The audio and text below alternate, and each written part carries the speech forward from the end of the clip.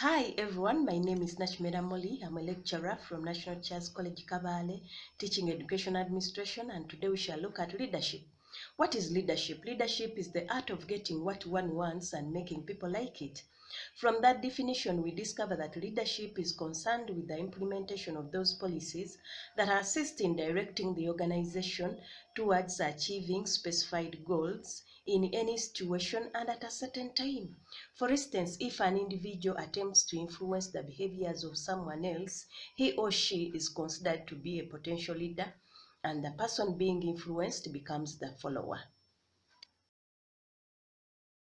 The leader and the follower will influence leadership due to, one, their personality. Some people are naturally innovative and creative in that whichever problem they come across in an organization, they will always find a solution for it. Second, their behavior. Some leaders have a tendency of always engaging their followers by consulting them about a particular problem affecting an organization, and in turn, their followers will act by providing applicable and practical solution to the particular problem. Third, their style of leadership. As a leader, what style of leadership are you going to employ? Are you going to use autocratic, democratic, charismatic? But whichever style of leadership you employ, make sure it will lead to the success of the organization as well as your leadership. Third, their needs and motives. Some people are needs and motive driven. For example, leaders set goals that need to be achieved in a certain period of time, and at the same time, followers have needs that need to be fulfilled. So as a leader, you need to mind about that. Fifth, their attitudes and values. Some people have positive attitude towards programs being introduced in an organization, and others have a negative attitude. So as a leader, make sure that you work with the two groups of people for the success of the organization as well as your leadership. Now let us look at the theories of leadership. There are very many theories of leadership, but for our case, we shall look at only 4. The first one is the trait theory. The proponent of the trait theory states that leaders are born and not made. When you look at the theory, you discover that people are naturally born with natural characteristics or traits that qualifies them to become leaders. For example, dependability, friendliness, enthusiasm, forcefulness, persistence, knowing how to get things done, self-confidence, the physical size. You look at the person and just say, oh, this one is a leader. Our second theory is the situation theory. The theory states that leaders are made and not born.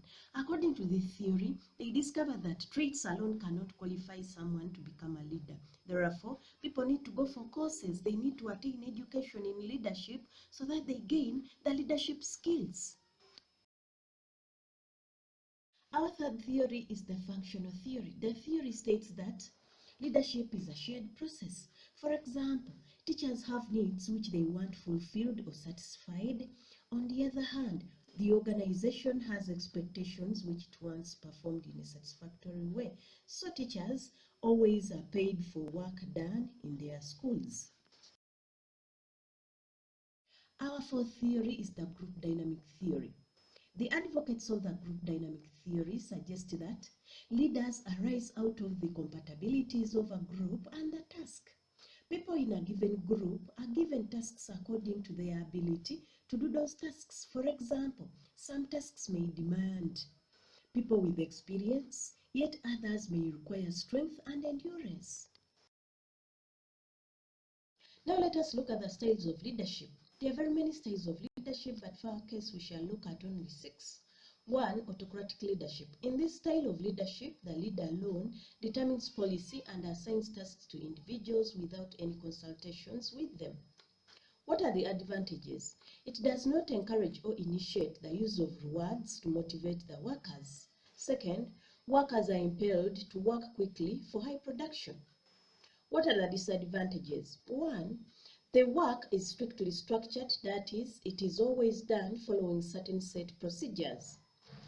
Second, close supervision is exercised, and this may be resented by the workers. Third, the needs of the workers are ignored. The second style of leadership is democratic leadership, and is a type of leadership style in which members of the group take a more participative role in decision-making process. What are the advantages? It promotes a high morale among the workers. Second, workers have freedom to exercise their responsibilities. Third, it facilitates flexibility in an organization. What are the disadvantages? There are usually delays in getting decisions taken. And second, workers may take things easy. The third style of leadership is laissez-faire leadership, and this is the kind of leadership which encourages no rules in the organization. What are the advantages? Mature people feel free to do what they want to do in their own way. Second, employees provide their own motivation to achieve a specified goal. Three, decisions are easily accepted. What are the disadvantages? One, there is no clear leader. Second, there is no control. Chaos and conflict easily arise due to unguided freedom. Third, there is a high rate of unhealthy competition among members of the organization. The fourth style of leadership is pseudo-democratic leadership. In this style of leadership, the leader pretends to be democratic. He makes decisions and brings them to the committee for rubber stamping. What are the advantages? The workers have the opportunity of knowing and discussing the decisions, although they cannot change them. Second, workers' suggestions are eventually implemented, although not as their own.